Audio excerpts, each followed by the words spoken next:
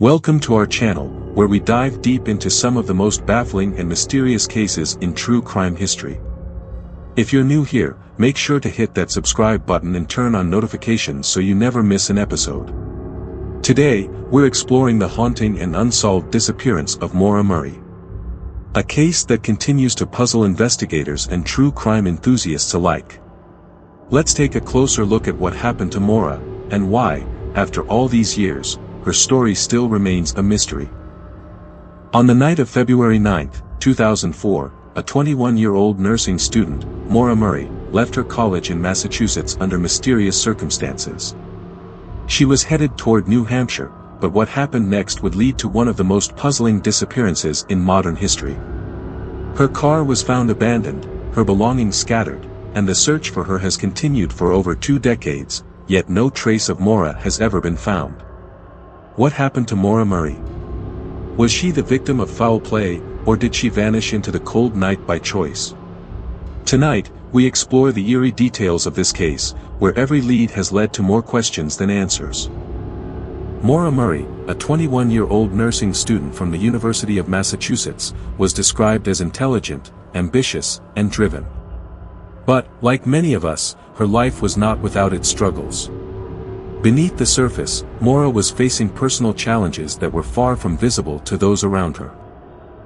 In the days leading up to her disappearance, there were several signs that something wasn't quite right. Maura had been involved in a car accident just days earlier, a stressful event that seemed to weigh heavily on her. But more troubling was the emotional toll it had on her. She had also been struggling with a difficult relationship with her boyfriend, Bill Roche, which had become strained. Then, on February 9, just days after the accident, Maura made an unsettling decision. That evening, Maura packed her bags, left a note for her roommates, and told her professors she would be taking a week off from school for a family emergency. The family emergency, however, was never explained. She then drove off in her black Saturn sedan, heading north toward New Hampshire. Little did anyone know, that would be the last time anyone would see Maura alive. On her way to New Hampshire, Maura's phone records show she made several calls to her boyfriend and other family members, but nothing out of the ordinary stood out at the time. However, her behavior that evening seemed strange. She was driving in an area known for being desolate, and there was no explanation for why she would have gone to such a remote location. The night Maura disappeared, she crashed her car into a snowbank on Route 112, just outside of Woodsville, New Hampshire. A passing motorist stopped to check on her, and Maura appeared calm but said she had already called for a tow truck, despite her phone records showing no such call was made. After the motorist left, Maura's fate took a mysterious turn. By the time the police arrived, she was gone. By all accounts, Maura Murray's life seemed like it was heading toward a normal future. But there was an undeniable tension beneath the surface, one that raised questions for everyone who knew her. Why had she left school suddenly? What caused her to drive so far, and why did she crash in such an isolated location? These unanswered questions would only deepen as the investigation unfolded. February 9, 2004, the night that changed everything. What began as a quiet evening on the rural, snow-covered roads of New Hampshire would soon turn into one of the most perplexing disappearances in true crime history. It was on this night that 21-year-old Maura Murray vanished without a trace, and despite years of searches, investigations, and endless theories, her whereabouts remain unknown to this day. Let's break down exactly what happened that fateful night. After packing her belongings and emailing her professors that she'd be taking a week off for a family emergency, Maura got behind the wheel of her black Saturn sedan and drove north. She wasn't headed home to her family in Massachusetts. Instead, she was driving toward the remote, rural roads of Haverhill, New Hampshire. But why? To this day, no one knows exactly where Maura was going or why she chose that route. During her drive, Maura stopped at an ATM, withdrawing $280 in cash. Surveillance footage captured her alone, calmly completing the transaction. This is one of the last known sightings of Maura Murray. Just after 7 p.m., Maura's black Saturn sedan veered off the road on Route 112 near Haverhill, New Hampshire. The car struck a snowbank, causing significant damage to the front end. The impact was strong enough to deploy the airbags, but the damage wasn't catastrophic. Witnesses later described it as a minor accident, one that didn't seem too serious at first glance. But it's what happened next that makes this case so strange. A local resident, a school bus driver named Butch Atwood, noticed the crash and stopped to offer help. But Maura declined. She told him she had already called for roadside assistance, even though phone records would later reveal that no such call was ever made. Butch Atwood thought something about the situation seemed odd, but he left, believing help was on the way. He would later say that Maura appeared calm, not panicked, and she showed no signs of being injured. Moments later, she vanished. Just 10 minutes after Butch Atwood drove away, police arrived at the scene. But Maura was gone. Her car was still there, its doors locked, and inside were signs that she had no intention of walking away permanently. Her belongings were scattered across the seats, including her wallet, credit cards, and identification. Her cell phone was missing, as were the bottles of alcohol she had purchased earlier that day. Investigators found no footprints in the snow leading into the woods, no signs of struggle, and no clear indication of where she had gone. Authorities assumed Maura had left the scene voluntarily, perhaps walking down the road or into the nearby woods. But search dogs later brought in to track her scent would only trace it for a short distance before it disappeared, as if she had been picked up by a passing vehicle. This led to one of the most chilling theories in the case, that Maura Murray was abducted. As investigators combed through the scene, more questions than answers emerged. Inside Maura's car, they found an open box of wine spilled across the seats. Did she drink it that night, or was it spilled during the crash? Strangely, police also found a printed email from Maura's boyfriend, Bill Roche, that seemed to hint at relationship troubles. But perhaps the most unsettling discovery was what wasn't there: no phone, no sign of Maura, and no obvious footprints leading away from the crash site.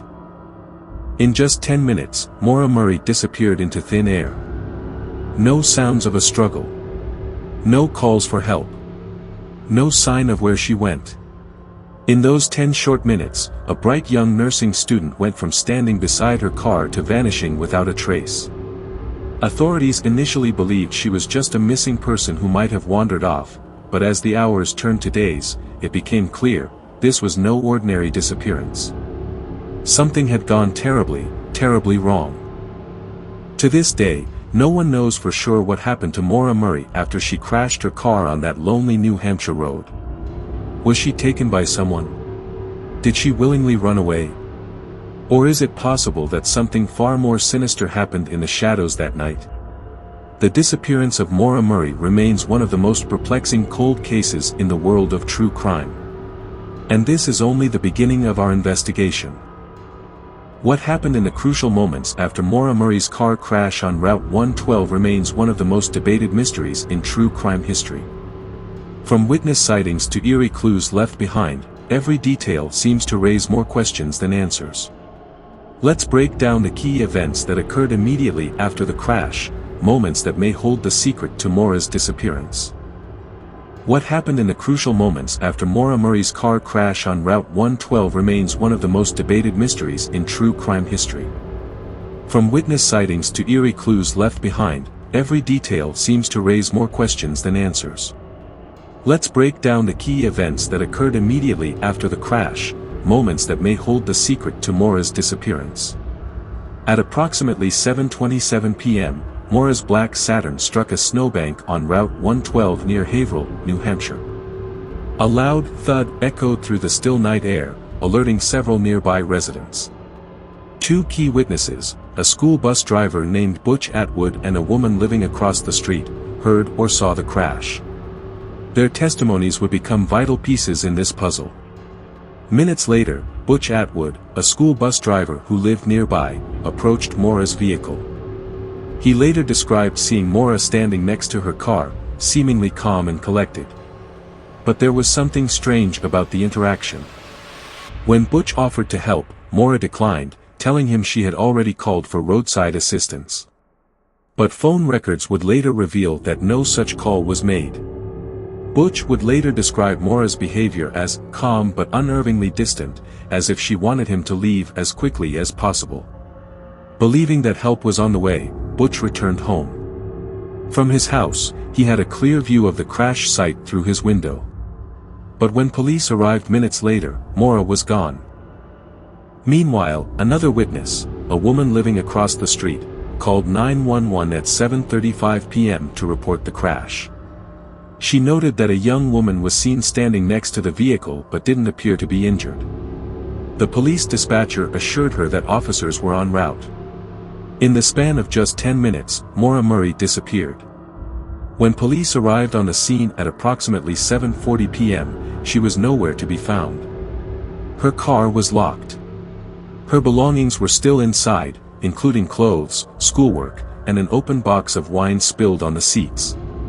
Her purse and credit cards were left behind, but her phone was missing, as was Maura. Officers immediately began searching the wooded area surrounding the crash, believing she may have wandered into the forest in search of help. But there were no footprints in the freshly fallen snow. None leading into the woods. None leading down the road. It was as if Maura had vanished into thin air. Butch Atwood later told police that he kept an eye on the scene from his living room window. He claimed he never saw Maura walk down the road, nor did he see any vehicles stop to pick her up. According to him, Maura was there, and then she wasn't. This crucial moment fuels the theory that Maura was picked up by an unknown driver. But who? Witnesses say no other vehicles were seen on the road, but one possibility is that she got into a passing car, either willingly or by force. One of the more plausible theories suggests that Maura left the scene of her own accord, perhaps to avoid legal trouble. Remember, she had been drinking wine that night, and there's speculation that she may have been driving under the influence. Some believe Maura fled the scene to avoid a potential DUI charge. Supporters of this theory argue that Maura may have run into the woods to hide until police left. But there's one glaring issue with this idea: it was freezing that night, with temperatures well below freezing. Walking far from the road in such conditions could have been deadly. Despite extensive searches, there was no sign of Maura in the nearby woods, no footprints, no discarded items, nothing.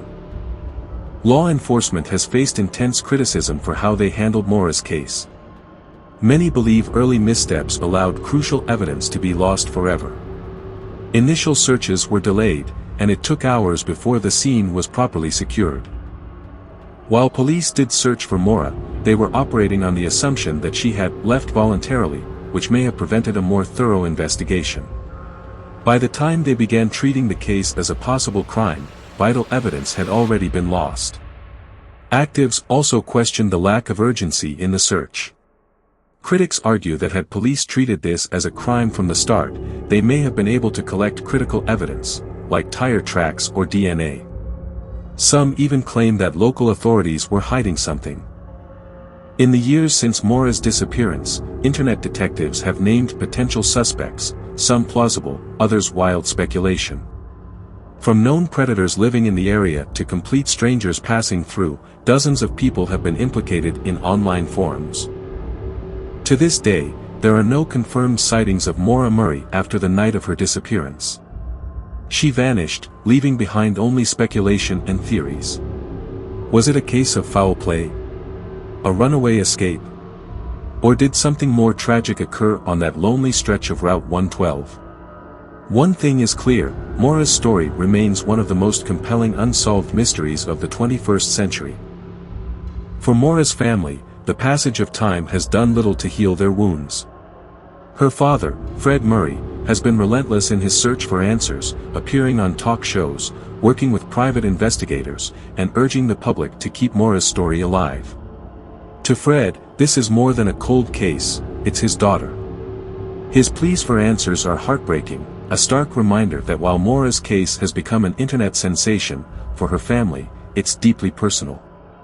Year after year, they revisit that snowy stretch of Route 112, searching for anything that might bring them closer to the truth. While Fred Murray searched the physical world, thousands of amateur detectives took to the digital world. Online forums like web sleuths have kept Maura's story alive, dissecting every clue, every inconsistency, and every possible theory. The mystery has captivated internet sleuths like no other. Some say these efforts have helped keep the case alive. Others argue that too many armchair detectives have muddied the waters with conspiracy theories and false leads. The rise of true crime podcasts and documentaries has only intensified this fascination, but has it brought us closer to finding Maura, or has it distracted from the search for real answers? As we reach the end of this story, one thing is clear: Maura Murray's disappearance is a case unlike any other. It's a story of unanswered questions, lost opportunities, and a family's tireless pursuit of truth. Despite endless speculation and years of searching, her fate remains unknown. And that is perhaps the most chilling part of all. At the heart of this story is a family that still doesn't have answers. A father who continues to search. A sister who continues to hope. And a case that refuses to be forgotten. If Maura is still out there, she deserves to be found. And if someone out there knows something, it's never too late to come forward. Cases like Maura's remind us just how fragile the line is between safety and mystery. They remind us that even in the age of smartphones, GPS, and surveillance cameras, someone can still disappear without a trace. And that's a reality we don't often think about, until it happens. Thank you for watching. If you found this story compelling, consider subscribing to our channel. We cover some of the most mysterious, bizarre, and unsolved cases in true crime history. Don't forget to hit the like button, leave a comment below with your theories, and turn on notifications so you never miss an episode. If Maura's story has taught us anything, it's that every clue, no matter how small, matters.